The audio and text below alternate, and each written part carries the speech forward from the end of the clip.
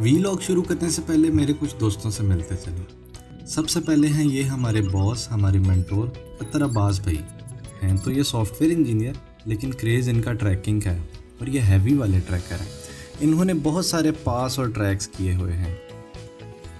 ये हैं हमारे सुहेब उस्मान भाई, जिनको हम प्यार से नाइक जी कहते हैं। तो ये अकाउंट्स के बंदे, लेकिन इनके पास हर तरह की बोटानिकल इन्फॉर्मेशन होती है, जैसा कि जड़ी बूटियाँ, दरख्त वगैरह। और ये हैं हमारे अब्दुल्ला आज़ाम भाई तो ये नस्ट के ग्रेजुएट, लेकिन खसूसियत इनकी ये है कि हर जगह सोने का माहौल बना लेते हैं और अपनी ज़िंदगी का बेशतर हिस्सा गूगल मैप्स पर बसर करते हैं। इनको तो आप जानते ही होंगे, अब्दुल्ला सरफराज भाई पेशे के लिहाज से न्यूट्रिशनिस्ट हैं। इनको हम प्यार से शेखू या हाफिज़ कहते हैं। स्टेमिना के लिहाज से भी हम सब में सबसे आगे हैं। और फाइनली ये रहा आपका भाई। 17 अगस्त 2020 को हमने अपना सामान पैक किया और अतर भाई की गाड़ी निकाली और दोपहर 2 बजे हम इस्लामाबाद से कश्मीर की तरफ निकल पड़े।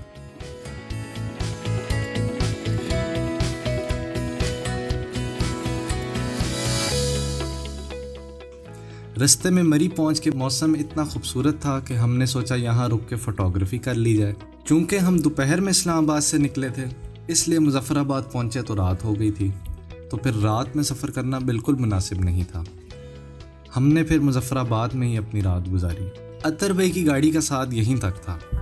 अतर भाई की नाजुक नफीस मिजाज गाड़ी कश्मीर की संगलाख और संगरेज़ों से भरी सड़कें कैसे बर्दाश्त कर पाती।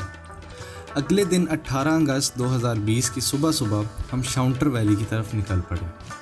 सफ़र के लिए इंतखाब किया हमने एक अदद जीप का, और जीप वाला भी वो ढूंढा जिसके साथ मिनी मर्ग और दियोसई का तजर्बा बड़ा बेहतरीन रहा था। इनकी गाड़ी जितनी अच्छी है, इनकी ड्राइविंग भी उतनी अच्छी है। नाम तो जो भी था, हमारे लिए वो राजा जी थे। बहरहाल रास्ते से नाश्ता किया और नीलम वैली की सड़कों पर अड़ंगकेल से गुजरते हुए हम शाउंटर वैली में दाखिल हो गए। रास्ते में बहुत खूबसूरत चश्मे, खूबसूरत घर, खूबसूरत नज़ारे और ख़ूबसूरत लोग मिले। सिवाय सड़क के सब कुछ ही खूबसूरत था।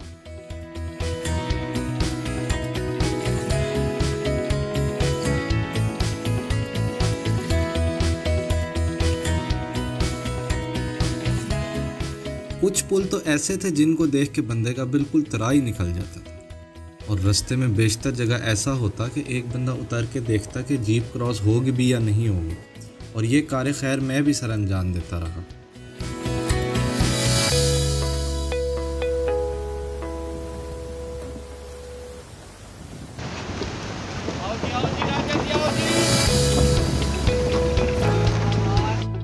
फिर आखिर हम बेस कैंप पहुंच गए, यानी कि जीप का साथ ख़त्म हुआ और अब हमें आगे पैदल चलना था।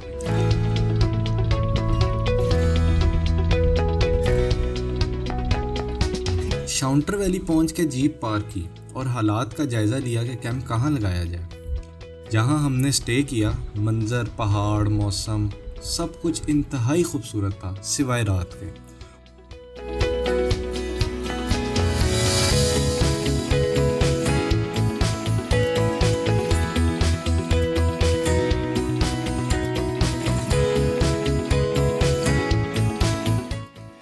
सुबह सुबह इंतहाई खूबसूरत मंजर जो हमने देखा, आइए आपको भी दिखाते हैं।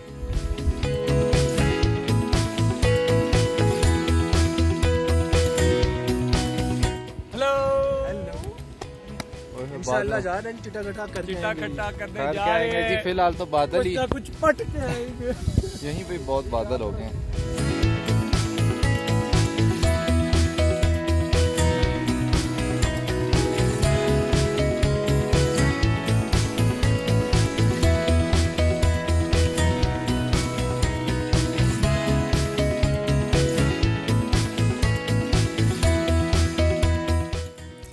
हमारे गाइड, हमारे पोर्टर बाबा जी एक बहुत दिलचस्प आदमी थे। ये बुजुर्ग हमारे गाइड हैं जी, गुलाम नबी इनका नाम है, और यहीं पे बड़े हुए हैं। तो इंशाल्लाह घंटे 2 तक हम ऊपर पहुंच जाएंगे।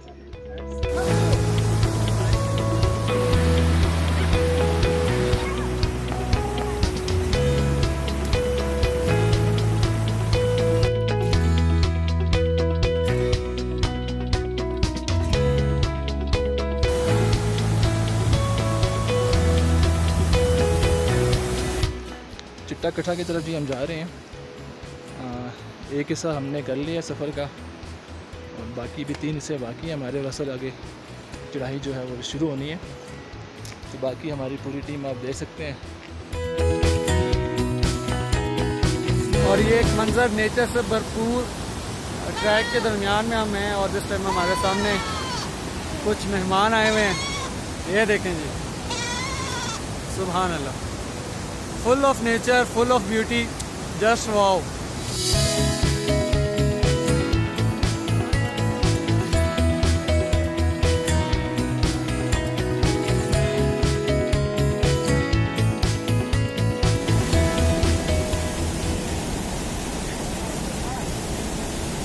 मर गई है। Amateur bro, you are too amateur. Track कुछ जगहों पर ऐसा था कि पाँव फिसला और आप गए, लेकिन बाबा जी की गाइडेंस और अल्लाह की मेहरबानी से किसी भी नाखुशगवार वाक़ये से हम लोग महफूज रहे।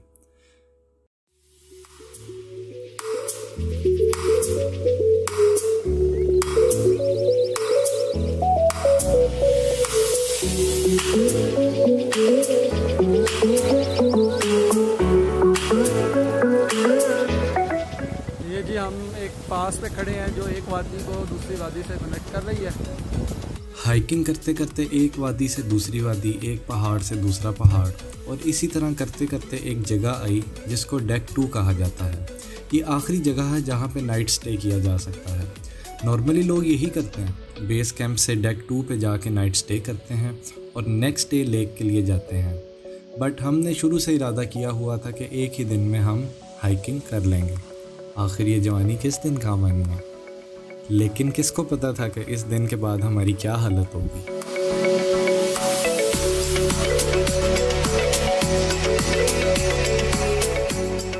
ये पूरा ट्रैक इतना खूबसूरत है कि जैसे जैसे हम आगे बढ़ते गए मंजर खूबसूरत से खूबसूरत तर होता गया। सोचा कि दुनिया में इतना हुस्न है तो जन्नत का क्या मंजर होगा।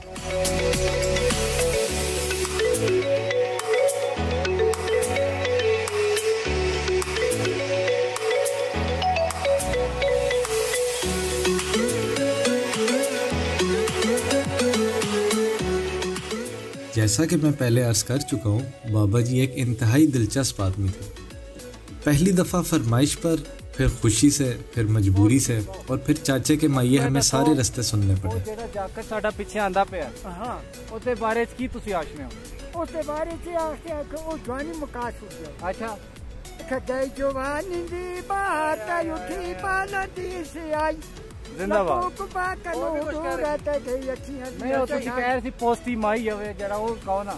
जड़े धन देगा खोवंद लगी टुकड़े न लड़ाई रखंगा मार क्या जाई तय उतर साई लाया फीमा। जिंदाबाद। गई जवानी की बाहर गड़ी जा गई है ज़ाबदी मुतरे ये पिछो के ला इसको गड़ी आ गई है ज़ाबदी मुतरा बस ए बाबा जी जड़े ने ना सानू कह रहे ने माया ना को एक मिनट खलो जाओ चाचा जी उसके बारे के गाँव जारी फरमा छुड़ो चाकार है फसकार है और कुछ भी नहीं, कुछ भी नहीं। कुछ भी नहीं। ਹੁਣ शादीशुदा है होते फिर शादीशुदा गई खत्म।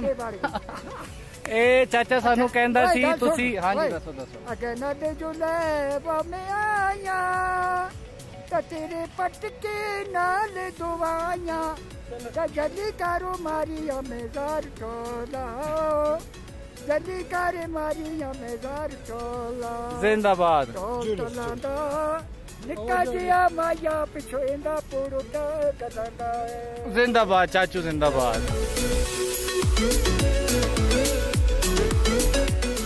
मुसलसल चलने के बाद हिम्मत बहुत दफ़ा जवाब दे चुकी थी, लेकिन बाबा जी के बुढ़ापे को देखकर अपनी जवानी को गैरत दिला दिलाकर बुलंदियों का सफ़र हमने जारी रखा।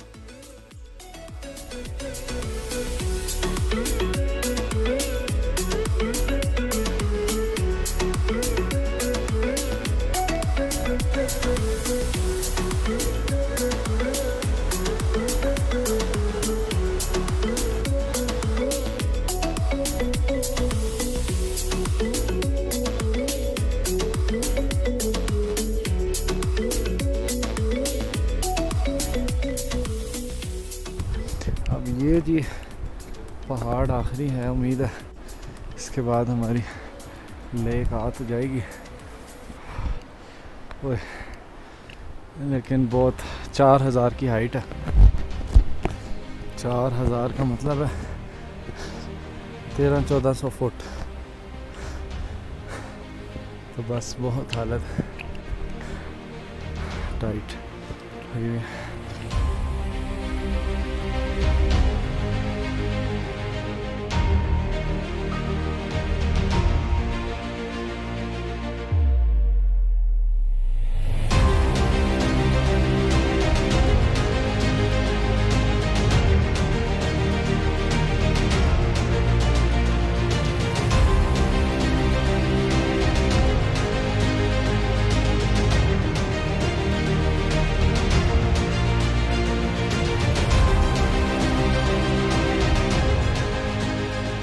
उधेड़ उम्र कुंवारे को अपनी शादी का सुनकर शायद इतनी खुशी ना हुई हो जितनी हमें एक दिन में चिट्टा कट्टा को अपनी आंखों से देखकर महसूस हुई थी।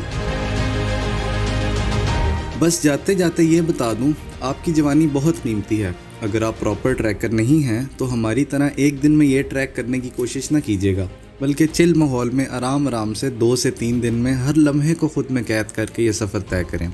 यकीन करें आपको बहुत मज़ा आएगा। इसके बाद हम वापस कैसे पहुँचे ये कहानी फिर कभी सही। अपनी दुआओं में याद रखिएगा। अल्लाह हाफ़िज़। और एक मिनट मनाजिर आप नहीं, सिर्फ हज़रात नहीं, ख़वातीनों हज़रात और जीप की छत पे बैठे हुए हैं जी। हम छत पे बैठे हुए हैं। मनाजिर तो बहुत अच्छे हैं लेकिन काफ़ी ज़्यादा चीज़ें जो उसमें रखनी पड़ रही हैं। ये जी हमारे राजा जी हैं जिनकी ये बरकतें हैं। बार बार